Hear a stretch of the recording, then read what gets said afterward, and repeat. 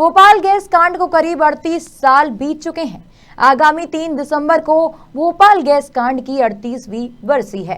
गुरुवार को संभावना क्लिनिक के सदस्यों ने पत्रकार वार्ता आयोजित की, जिसमें गैस कांड के पीड़ितों को मुफ्त चिकित्सा सुविधा प्रदान करते हुए अपनी संस्था के कई नवाचारों को प्रस्तुत किया है।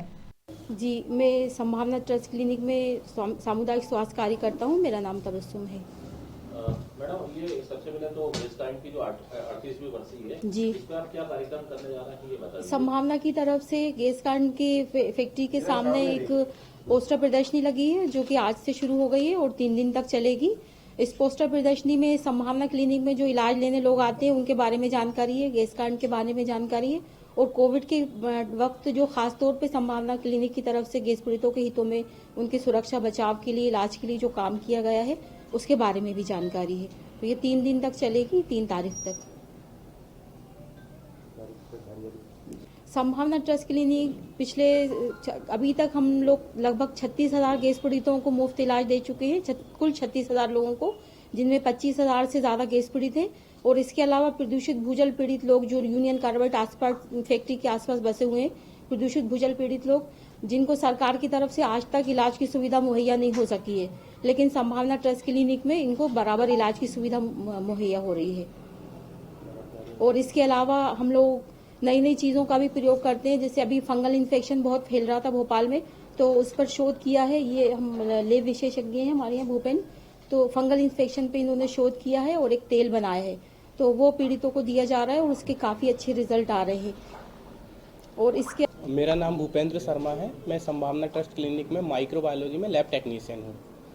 जैसे कि हमने देखा गैस पीड़ितों पे जो फंगल फैला हुआ है, एक महामारी के रूप में फैला हुआ था, तो इसको कंट्रोल में करने के लिए हमने एक टीम बनाई संभावना में कि इसको हम आयुर्वेदिक तरीके से कैसे कंट्रोल कर सकते हैं।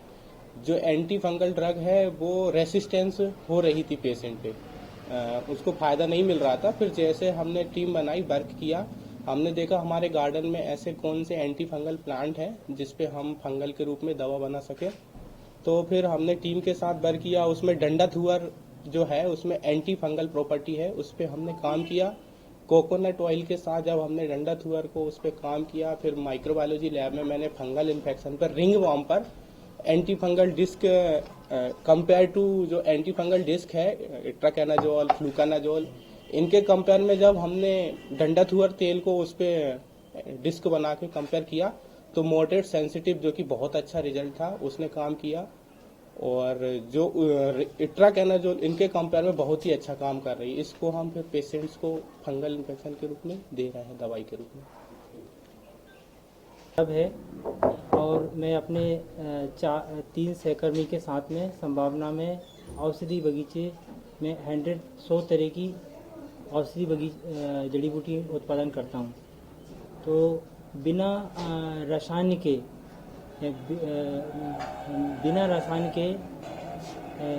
औषधि उगाते हैं, जिसमें मैंने देखा कि उत्पादन बढ़ाने के लिए हमको समझ में एक वैज्ञानिक आई थी हमारे पास ब्राज़ील से।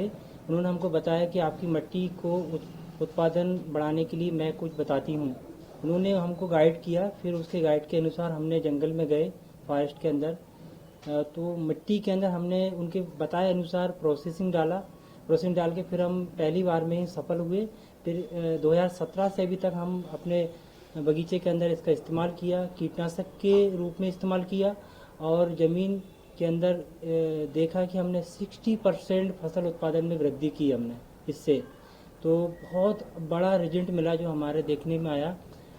तो आज हम इसको सफाई कर्मचारी को भी हम सफाई के लिए भी इसको देते हैं, टॉयलेट के लिए सफाई में भी काम आता है।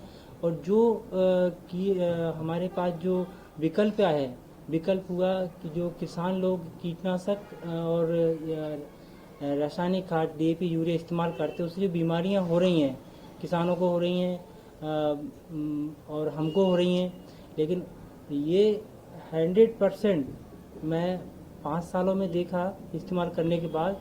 यदि किसान इसको करेंगे तो फसल तो उत्पादन बढ़ेगा ही, साथ में हमारी मिट्टी जो खराब हो रही है वो मिट्टी सही होगी। क्योंकि जंगल में क्यों अभी ये हैं, हमारे खेतों में क्यों नहीं है, किसानों के खेतों में इसलिए नहीं है कि ये डीएपी यूरिया और कीटनाशक के प्रयोग से वो पूरी ज़मीन हमारी ख़राब हो गई है। तो ये बहुत अच्छा मैं किसानों को संकेत देना चाहता हूँ और इसको फैलाना चाहता हूँ किसानों के बीच में। तो आगे इस पर हम काम कर रहे हैं कि इसको किसानों तक कैसे पहुँचाया जाए।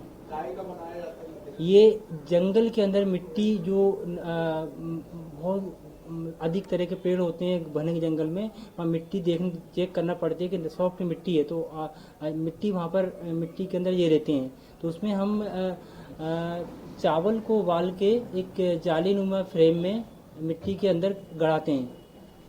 गड़ाने के 15 दिन बाद हम देखने जाते हैं कि उसमें कलर्स आ जाते हैं, रेड, पिंक, येलो, वाइट, ऐसे लाइट कलर से 3-4 प्रकार के कलर आते हैं और वो कलरों को हम लाके कलेक्ट करते हैं और प्रोसेस